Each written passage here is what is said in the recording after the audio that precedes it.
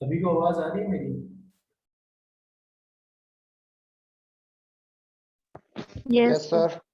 Okay.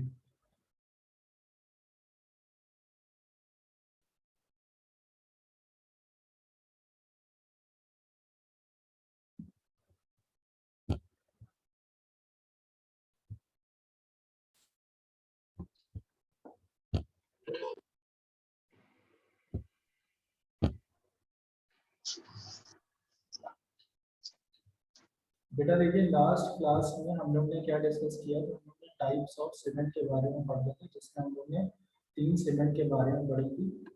That is ordinary Portland cement, rapid hardening cement, extra rapid hardening cement और quick setting cement. ठीक है, आज हम लोग और टाइप्स ऑफ सीमेंट के बारे में डिस्कस करेंगे, जो कि नेक्स्ट है, जैसे कि सल्फेट रेसिस्टेंट सीमेंट के बारे में। ठीक, सल्फेट रेसिस्टेंट सीमेंट क्या होती है? To remedy the cement from sulphate attacks.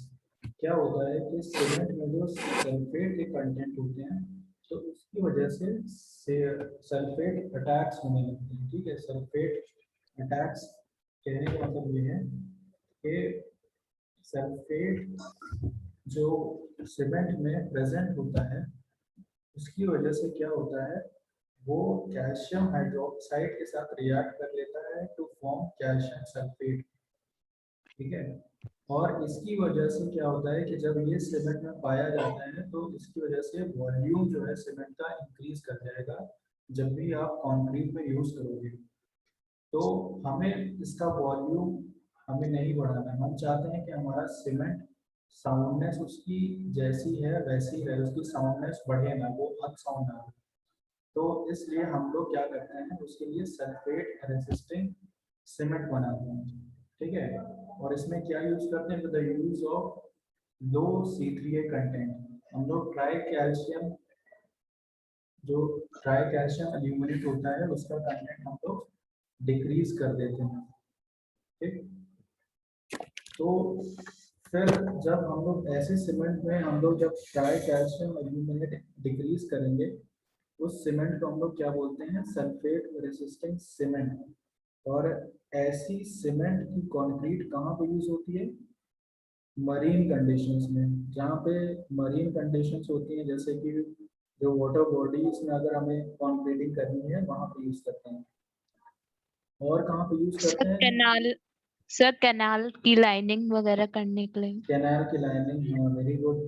जहाँ पे भी वाटर, जहाँ पे सल्फेट अटैक्स हो सकते हैं, वहाँ से बचने के लिए। ठीक है, और कहाँ पे, जैसे कि हमें फाउंडेशन बनानी है, बेसमेंट में बनानी है, ठीक है, हमें कोई फाउंडेशन की डिजाइन करनी है, तो वहाँ पे सल्फेट रेसिस्टिंग, क्योंकि जब भी आप फाउंडेशन बनाते हैं तो वाटर टेबल से क्या होता है, अगर वाटर वाटर टेबल कभी कभार राइज कर जाती है, तो वो हमारी फाउंडेशन को नुकसान ना हो, उसके लिए हम लोग सल्फेट रेसिस्टिंग सीमेंट का यूज करते हैं। और कहाँ पे यूज करते हैं, हम लोग फैब्रिकेशन ऑफ पाइप्स में यूज करते हैं। ठीक है, जहाँ पे हम लोग फैब्रिकेशन कर रहे हैं पाइप्स की, वहाँ पे भी यूज कर सकते हैं। और जहाँ पे हमें सीवेज ट्रीटमेंट वर्क्स, जो भी हमारे सीवेज ट्रीटमेंट वर्क्स हम लोग बनाते हैं, वहाँ पे भी हम लोग सल्फेट रेसिस्टिंग सीमेंट का यूज कर सकते हैं। ठीक, अब नेक्स्ट आता है air entraining cement. Air entraining cement नाम से पता चल रहा है कि इसमें क्या होगा, एयर एयर का यूज होगा। एयर इंट्रेनिंग सीमेंट में हम लोग क्या,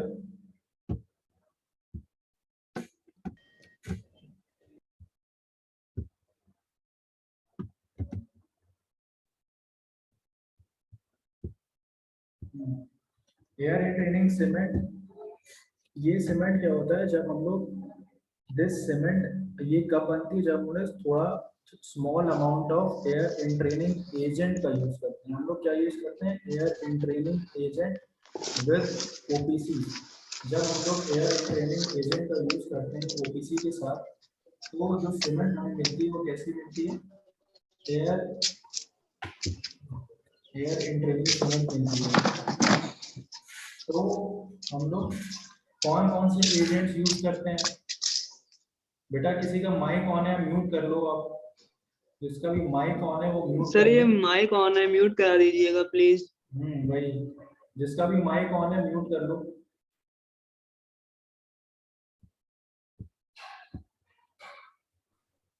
माइक जिसका भी ऑन है वो म्यूट कर ले। तो एयर इन ट्रेनिंग सीमेंट की बात कर रहे थे, वी यूज, इसमें क्या होता है, एयर इन ट्रेनिंग सीमेंट का यूज कहाँ पे होता है, हम लोग एयर इन ट्रेनिंग एजेंट्स का यूज करते हैं with the help of OPC. ठीक है, when air entraining agent is mixed with ordinary Portland cement, ठीक है, at the time of grinding the cement obtained is air entraining cement। अब air entraining agents क्या होते हैं, जैसे कि हम लोग एल्कली सॉल्ट का यूज कर लिए, ठीक है, सिंथेटिक डिटर्जेंट होता है, एक कैल्शियम लिग्नोसल्फेट होता है। ये सब आप लोग कॉपी जब भी पढ़ाया करो, एक कॉपी प्लीज रखा करो, उसमें ये सारी चीजें लिख लिया करो।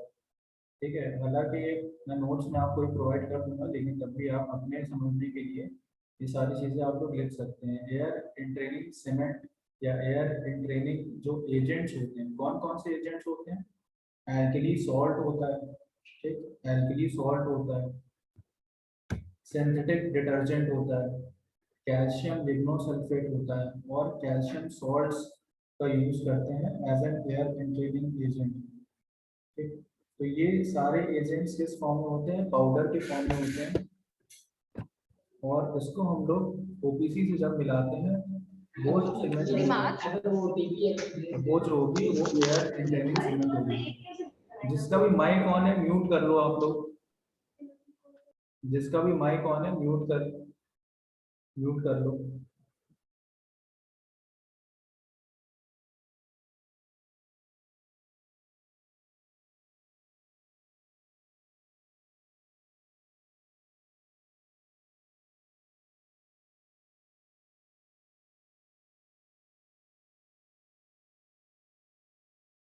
जिसका भी माइक ऑन है म्यूट कर लो। तो एयर इंट्रेनिंग एजेंट क्या होता है कि हम लोग एक एयर इंट्रेनिंग एजेंट का यूज करें विद ओपीसी, ठीक है, ऑर्डिनरी पोर्टलैंड सीमेंट के साथ। अब उसी तरह नेक्स्ट जो होता है वो होता है कलर्ड वाइट सीमेंट। हम लोग ने जनरली देखी थी कि कलर्ड सीमेंट है ये, ठीक है, कलर्ड वाइट नहीं है, कलर्ड सीमेंट। अब जैसे कि हम लोग सीमेंट का कलर जानते हैं क्या होता है, what is the colour of cement, कोई बताएगा, greenish, greenish grey, yes very good. जो सीमेंट का कलर होता है वो ग्रीनिश ग्रे होता है। तो कहीं कहीं पे हम लोग को कलर्ड सीमेंट का यूज करना पड़ता है, तो उसके लिए हम लोग पोर्टलैंड सीमेंट यूज करते हैं, और उसके साथ एक पिगमेंट यूज करते हैं, एक 5 to 10% हम लोग उसमें पिगमेंट को ऐड करते हैं। तो वो जो सीमेंट हम ऑब्टेन होगी वो हो जाती है कलर्ड सीमेंट। फिर नेक्स्ट आती है उसी तरह एक्सपेंसिव सीमेंट। नाम से पता चल रहा है कि वैसी सीमेंट जो एक्सपैंड हो जाए, ठीक है, एक्सपेंसिव सीमेंट। तो ये कैसे बनती है, the type of cement that suffers no overall change in drying in volume और drying is called expansive cement. इसके लिए भी हम लोग एक्सपेंसिव एजेंट्स का यूज करते हैं। सर पिगमेंट ऐड करने के बाद चेंज होता है और कलर में? हाँ, पिगमेंटी से तो चेंज आता है, वरना ऐसे तो सीमेंट का कलर ग्रीनिश ग्रे रहता है। ठीक, आप पोर्टलैंड सीमेंट लेंगे और उसमें अगर पिगमेंट ऐड करेंगे तो जो उससे सीमेंट बनेगा वो हम लोग बोलते हैं coloured cement. Okay sir. Okay, तो एक्सपेंसिव सीमेंट की हम लोग बात कर रहे थे। तो वैसी cement that suffers no overall change in volume on drying, सूखने पे उसका वॉल्यूम चेंज ना हो, उसको हम लोग क्या बोलते हैं, एक्सपेंसिव सीमेंट। इसके लिए हम लोग एक्सपैंडिंग एजेंट्स का यूज करते हैं और स्टेबलाइजर्स का यूज करते हैं। स्टेबलाइजर्स कौन कौन से होते हैं, हम लोग इसमें सल्फो एल्यूमिनेट का यूज करते हैं, ठीक, as an stabiliser, plus Portland cement हम लोग ऐड करते हैं। जनरली हम लोग 8 to 20 parts of sulpho aluminate लेते हैं, जिसमें हम लोग 100 पार्ट्स ऑफ पोर्टलैंड सीमेंट और 15 पार्ट्स ऑफ स्टेबलाइजर का यूज करके एक्सपेंसिव सीमेंट को क्रिएट करते हैं। अब एक्सपेंसिव सीमेंट जो होती है वो हम लोग कहाँ यूज करते हैं, हम लोग करते हैं प्री स्ट्रेस मटेरियल्स भी यूज करते हैं। जो प्री स्ट्रेस मटेरियल्स होते हैं वो हम लोग आगे डिस्कस करेंगे कौन कौन से प्री स्ट्रेस मटेरियल्स होते हैं, उसमें हम लोग एक्सपेंसिव सीमेंट का यूज करते हैं। उसी तरह नेक्स्ट जो होती है वो हाई एल्यूमिना सीमेंट होती है। तो हाई एल्यूमिना सीमेंट कैसे बनती है? It is obtained by fusing a mixture in suitable proportion of alumina and calcareous material। Last class में बताया था calcareous material क्या होता है, दैट इज lime material। ठीक, calcareous materials are those materials which Limestone. that is limestone is called calcareous material। तो high alumina cement is made by fusing a mixture of suitable proportion of alumina का use करें आप और calcareous materials का use करें। ठीक, तो जो रॉ मटेरियल यूज होते हैं वो क्या होता है, बॉक्साइट एंड लाइमस्टोन का यूज करते हैं। तो ये हैं डिफरेंट टाइप्स ऑफ सीमेंट जो आपको पता होना चाहिए। एग्जाम में क्वेश्चन ऐसे आ जाता है कि what are the different types of cement, explain in detail.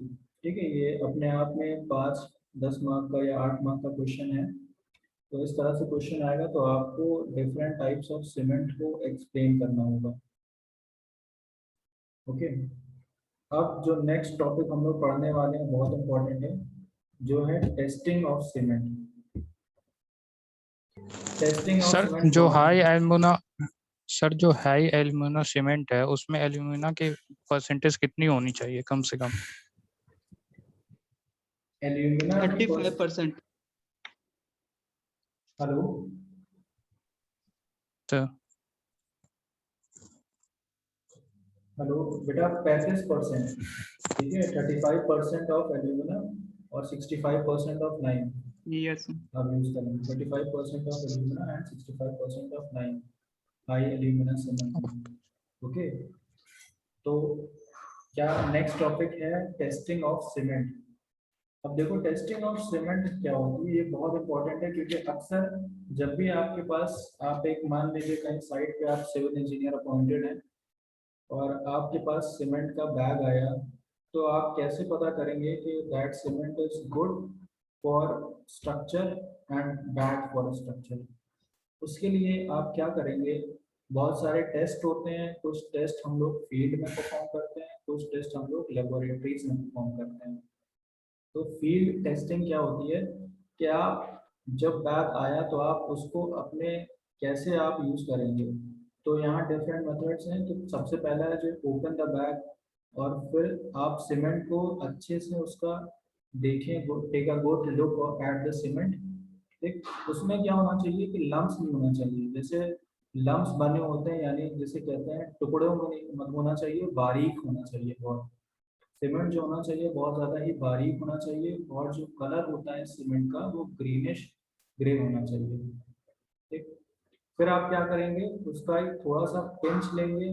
ठीक, तो उस पिंच में भी लम्स नहीं होना चाहिए, वो बहुत स्मूथ होना चाहिए। जो भी सीमेंट आप यूज कर रहे हैं या जो बैग में सीमेंट है वो बहुत ही स्मूथ होना चाहिए।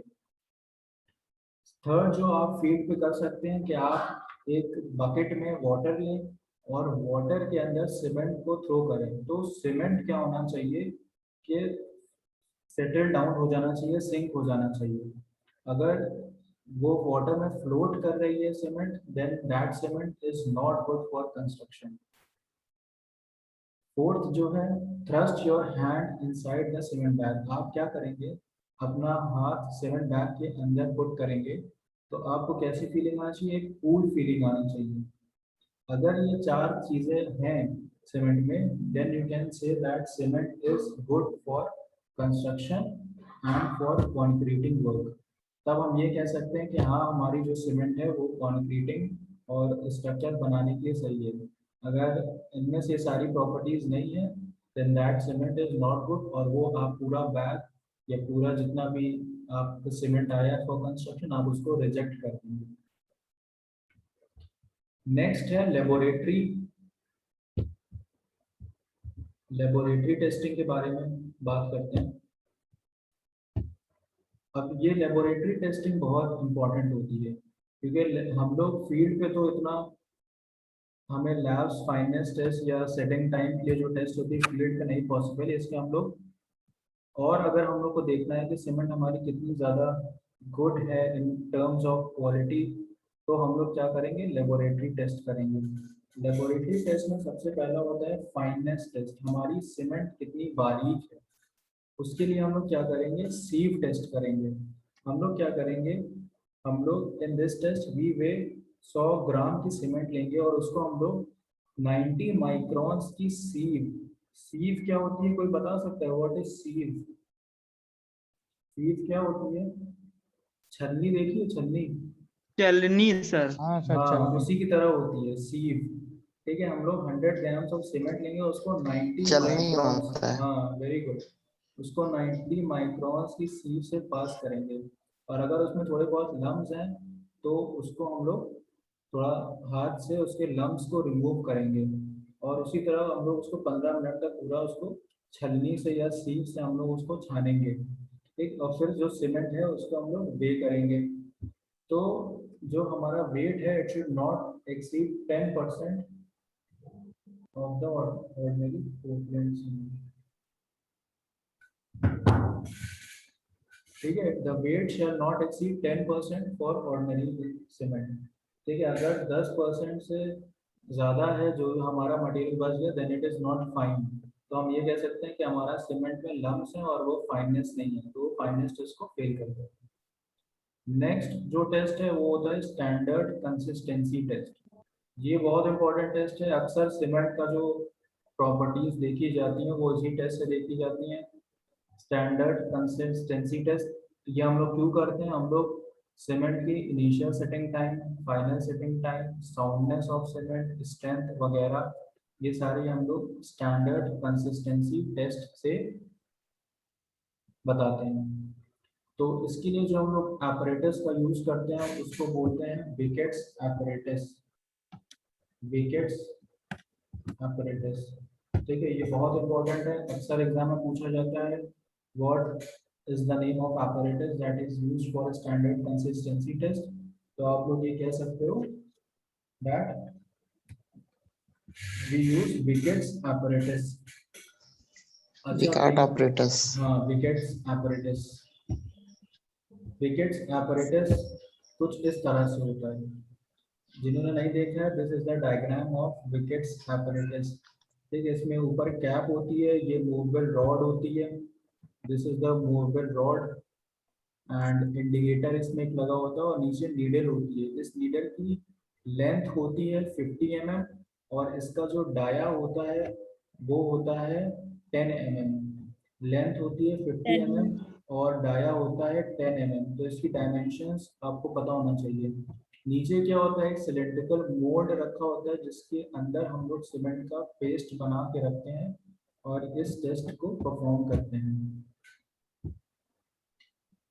तो स्टैंडर्ड कंसिस्टेंसी यहाँ पे आप देख सकते हैं कि the cement paste is defined that consistency that will allow wickets plunger having dia 10 mm and 50 mm length to penetrate to a depth of 30 to 35 from top of the mold।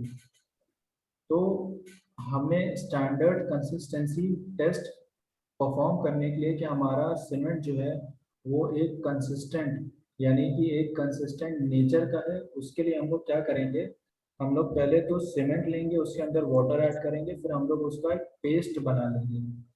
Paste बनाने के बाद हम लोग उस paste को mould में रखेंगे। ये आप देख सकते हैं यहाँ पे 80 mm डाया का एक मोल्ड होता है हमारे पास, तो उसमें हम लोग सिलेंड्रिकल मोल्ड में उस पेस्ट को रखेंगे। फिर हम लोग क्या करेंगे, जो ऊपर आप देख सकते हैं जो मूवेबल रॉड है और ये नीडल है, नीडल 1 mm स्क्वायर, ये जो नीडल है इसको आप लोग ऊपर से रिलीज करोगे। रिलीज करने पे जो पेस्ट के अंदर ये नीडल इंसर्ट होना शुरू हो जाएगी। तो कितना होना चाहिए, 30 to 35 mm from the top of the mould. अगर हमारी needle 30 to 35 mm from the top of the mold insert है, then we can say that the cement paste is of standard consistency।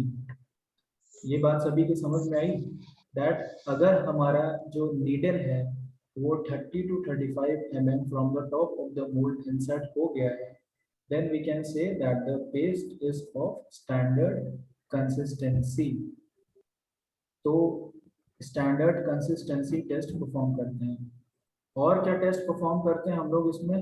Setting time find करते हैं। अब setting time क्या होती है कि दो तरह की सेटिंग टाइम ऑफ सीमेंट होती है। एक होती है इनिशियल सेटिंग टाइम, दूसरी होती है final setting time. Initial setting time वो होती है, वो टाइम पीरियड होता है कि जब आपने सीमेंट के पेस्ट में सीमेंट का पेस्ट बनाने के लिए वाटर डाला, वाटर को पुट किया, और जब सीमेंट अपनी प्लास्टिसिटी लूज करने लगे, जब आपने वाटर को ऐड किया सीमेंट में और जब सीमेंट अपनी प्लास्टिसिटी लूज करने लगे, उस टाइम पीरियड को हम लोग बोलते हैं initial setting time. That is called initial setting time. Lose plasticity lose करने का मतलब क्या है? कोई बता सकता है? When the cement start losing its Losing its plasticity. plasticity, मतलब सर ये मतलब कि सर ये स्ट्रेंथ सर गेन करने लगेगी, और सर इसके साथ मतलब वर्क कुछ भी काम अब हम नहीं कर सकते प्लास्टिसिटी अगर लूज करने लगी तो। हाँ, प्लास्टिसिटी Workability मतलब क्या होता है? अगर मैं जनरल की बात करूँ, आप लोग सभी स्ट्रेंथ ऑफ मटेरियल में पढ़ के आ रहे होंगे, इलास्टिसिटी, प्लास्टिसिटी, ये सारे टर्म्स। तो कोई बता सकता है what is plasticity in terms of strength of material? SOM के टर्म्स में कोई बता सकता है व्हाट इज प्लास्टिसिटी? जो प्लास्टिक मटेरियल होगा वो अपनी शेप को दोबारा गेन कर पाएगा? रीगेन नहीं करेगा, रीगेन नहीं कर पाएगा सर। रीगेन नहीं कर पाएगा, ठीक है। When the cement start losing its plasticity, अभी जो बच्चा बता रहा था ये बात, बेटा आपका नाम क्या था? इससे पहले जो बच्चा प्लास्टिसिटी की बता रहा था, losing its plasticity, Prince Kumar sir. Prince Kumar. हाँ बेटा, आप क्या बता रहे थे? सर मतलब सर अगर प्लास्टिसिटी अगर सर लूज होने लगती है तो सर वर्केबिलिटी सर खत्म हो जाती है सीमेंट पेस्ट की। वर्केबिलिटी सीमेंट पेस्ट की खत्म हो जाती है।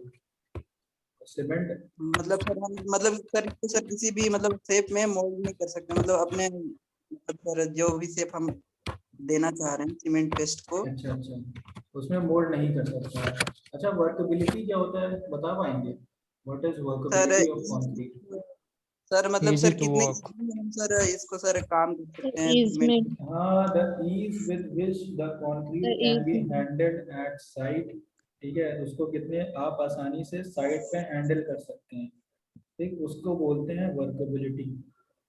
और ट्रांसपोर्टेड तो वर्केबिलिटी होती है, तो वो तो वर्केबिलिटी अभी बाद में आएगी। सबसे पहले सेटिंग टाइम समझ लेते हैं। इनिशियल सेटिंग टाइम क्या होती है कि जब आपने जिस मोमेंट पे आपने सीमेंट पेस्ट बनाने के वाटर को पुट किया और जब सीमेंट अपनी प्लास्टिसिटी लूज करने लगे, वो अपना जो जो उसकी जो ओरिजिनल जो फॉर्म थी वो लूज करने लगे, उसको हम लोग बोलते हैं initial setting time. For ordinary Portland cement यानी कि ओपीसी के लिए कितना होता है? 30 मिनट्स होता है, ठीक है। ये पॉइंट याद रखिएगा, ओपीसी के लिए 30 मिनट्स होता है initial setting time. Final setting time की बात करें तो वो टाइम पीरियड होता है जब आपने पानी को ऐड किया और जब सीमेंट पेस्ट क्या करे, हार्डनेस अटेन कर ले, ठीक है, फॉर्मनेस जिसे कहते हैं, वो थोड़ा बहुत हार्ड हो जाए और वो कोई प्रेशर झेलने के काबिल हो जाए, उस टाइम पीरियड को हम लोग बोलते हैं final setting time. It is the defined as a time elapsed between moment water is added to the cement to the moment when the paste has attained firmness, that is it has attained some form of hardness, थोड़ी बहुत hardness उसके अंदर आ जाए, तो वो हम लोग बोलते हैं फाइनल सेटिंग टाइम। ये ओपीसी के लिए होता है 10 आवर्स यानी कि 600 मिनट्स, ठीक है। 10 hours is the final setting time of cement. Setting time से रिलेटेड अक्सर एक क्वेश्चन आता है कि व्हाट इज द सेटिंग। अच्छा, सेटिंग टाइम भी हम लोग विकेट्स apparatus से परफॉर्म करते हैं। सेटिंग टाइम भी हम लोग विकेट्स apparatus से परफॉर्म करके चेक करते हैं। तो initial setting time, final setting time की डेफिनेशंस पूछी जाती हैं, ये आपको पता होना चाहिए what is initial setting time. ये इंपॉर्टेंट है, ये आप लोग मार्क कर लेना।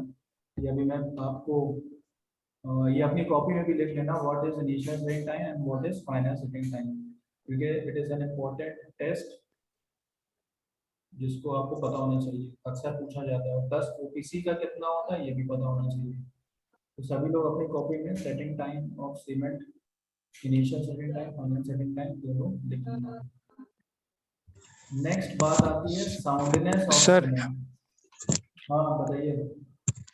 सर जो इनिशियल सेटन टाइम हम निकालते हैं वो कितने अमाउंट ऑफ वाटर पे निकालते हैं, मतलब जो हम लोग स्टैंडर्ड कंसिस्टेंसी निकालते हैं उसका कितना परसेंटेज लेते हैं?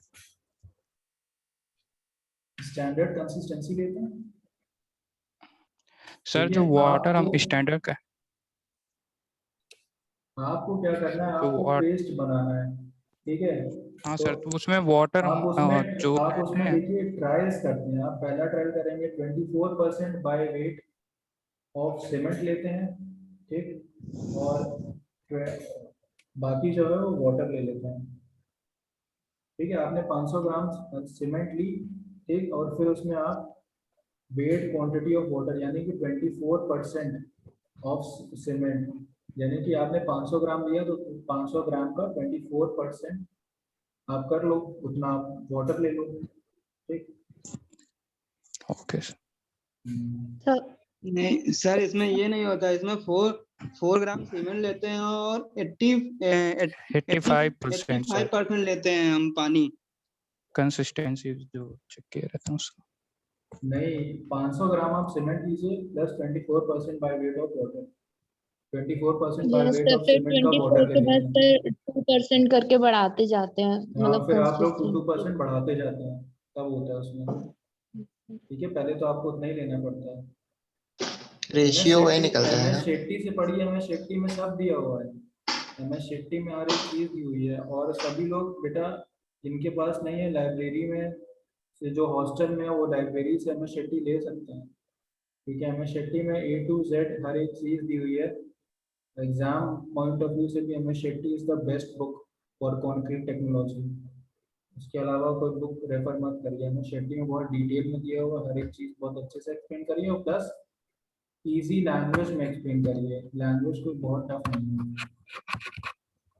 तो नेक्स्ट टेस्ट की बात करते हैं, दैट इज साउंडनेस टेस्ट।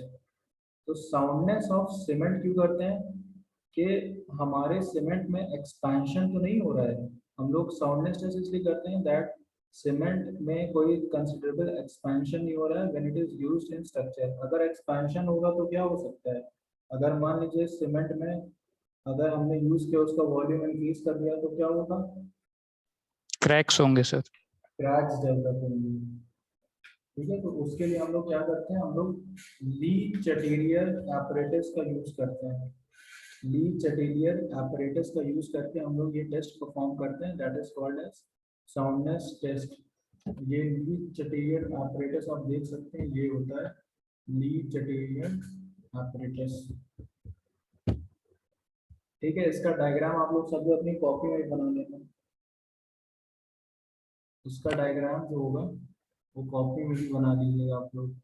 ये क्या होता है, किस तरह से होता है, इसका डाया कितना होता है, 30 mm होता है, ठीक है। 2 रॉड्स होते हैं, स्प्लिट बेस मोड।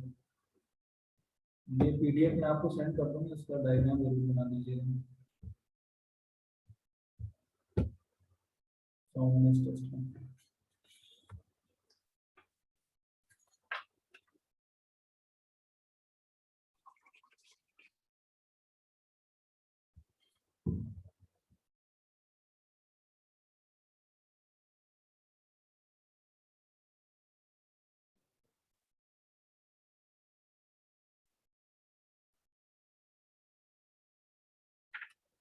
अच्छा, ये किसकी वजह से होता है कोई बता सकता है? Unsoundness of test is due to lime content. अगर आपके लाइम एंड मैग्नीज।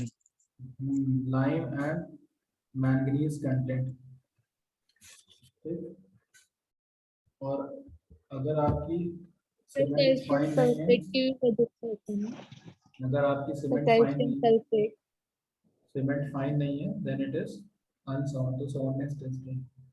तो ये डिफरेंट टाइप्स ऑफ टेस्ट है जो आप सीमेंट के परफॉर्म कर सकते हो on field as well as on laboratory. इसके डिटेल में आप लोग एम एस शेट्टी में पढ़ सकते हो, ठीक। और ज़्यादा डिटेल में जाना चाहते हो तो एम एस शेट्टी में सब जगह। बाकी मैं नोट्स अभी आपको प्रोवाइड कर दूंगा, मे बी ऑन संडे को मैं इसके आपको सारे नोट्स प्रोवाइड कर दूंगा जितना मैंने पढ़ाया है। ठीक है, ये तो मैंने पीपीटी लिख है फॉर्म में, बाकी एक डिटेल्ड नोट्स आपको मिल जाएंगे। प्लस आपकी जब ऑफलाइन क्लासेस शुरू होंगी तो उससे अच्छी क्या बात है, उसमें तो सब चीज़ मिल ही जाएगी आप लोग को। ठीक है, अभी ऑनलाइन है तो अभी तो पीपीटी के जरिए आप पढ़िए, प्लस जो जो नोट्स दे रहे हैं वो आप लोग करते रहिएगा। ठीक, अभी कोई असाइनमेंट मिला है आप लोग को कि नहीं? नो नहीं सर। सर, अभी कोई असाइनमेंट नहीं मिली। अगर मैं दूं तो कर पाओगे? किसी को कोई दिक्कत तो नहीं है? हो जाएगा सर। हो जाएगा ना? फिर सर बाद में ना यस सर। दीजिएगा, हैं? फिर सर बाद में ना दीजिएगा, अभी दे दीजिएगा, कोई दिक्कत हाँ, नहीं है। वही चीज देखो, मेरा ये है कि भाई अभी आप लोग घर पे हो तो ज्यादा से ज्यादा अपना टाइम यूटिलाइज करोगे तो अपना थोड़ा बिजी भी रहोगे और काम भी करते रहोगे, पढ़ाई भी चलती रहेगी, है कि नहीं? Yes sir. तो अभी शुरुआत चल रही है और वैसे भी ये सेमेस्टर बहुत छोटा है। ठीक, आप लोग का हमें लगता है मई तक चलेगा, फिर उसके बाद पेपर हो जाएंगे। तो ये आखिरी में ना बर्डन पड़े, इससे अच्छा शुरू में जो चीजें हो जाए वो ज्यादा सही है कि नहीं? Yes sir. तो वही मैं चाह रहा हूँ, आप लोग को एक असाइनमेंट भी दे दूंगा इसी के साथ। वो असाइनमेंट आप लोग A4, पता है ना कैसे असाइनमेंट करते हैं सब? A4 में करके और उसको फाइलिंग करके आप लोग सबमिट कर देना। असाइनमेंट कैसे देते हैं आप लोग सब? हाँ सर, A4 साइज में लिख के A4 देते हैं। में ही देते हैं सर, फाइल में हाँ, अटैच तो करके वेरी बाद। गुड। A4 में आप लोग करके सारी चीजें अब सबमिट कर फाइल देना। कोई जरूरी नहीं है, A4 साइज में लिख के बस दे देते हैं सर। हाँ ठीक है, लेकिन अगर आप फाइल में देते हो तो वो मैं रिटर्न कर दूंगा, वो मैं रखूंगा नहीं कोई चीज़। ठीक है, वो रख दूंगा, वो दे दूंगा। उसके लिए परेशान मत हो, फाइलें बहुत हैं सब। तो ठीक है, फिर इसी बाकी टाइम भी खत्म हो रहा है तो ओके सर, थैंक यू फिर। एक मिनट बेटा। अश्विनी अश्विनी ने अभी ज्वाइन किया बेटा, आपको आवाज आ रही है मेरी? अश्विनी बरनवाल, बेटा आप लेट हो गए हो बहुत। ठीक है, लेट हो गए हो तो क्लास ओवर हो चुकी है। अभी आप आए भी थे, यूनिवर्सिटी में आए थे, तो अगर आप आ सकते हो तो फिर आ जाना, मैं आपको बता दूंगा क्या क्या चीजें मैंने पढ़ाई थी। आप लेट हो गए हो, ठीक है? तो क्लास ओवर हो चुकी है, टाइम खत्म हो रहा है। बाकी मैं आप लोग को ये जो पीपीटी है वो सेंड कर दूंगा। बाकी संडे तक मोस्ट प्रोबेबली मैं आपको जितने भी अभी तक पढ़ाया है, यूनिट 1 ऑलमोस्ट कंप्लीट हो चुकी है। यूनिट 1 में 3 टॉपिक थे, तो यूनिट 1 ऑलमोस्ट कंप्लीट हो चुकी है। इसके आगे मैं इसकी डिटेल नोट्स मैं आपको सेंड कर दूंगा। ठीक है, और 2-3 टॉपिक रह गए हैं, वो बस कवर करके यूनिट 1 हम लोग खत्म कर लेंगे, यूनिट 2 की ओर बढ़ेंगे।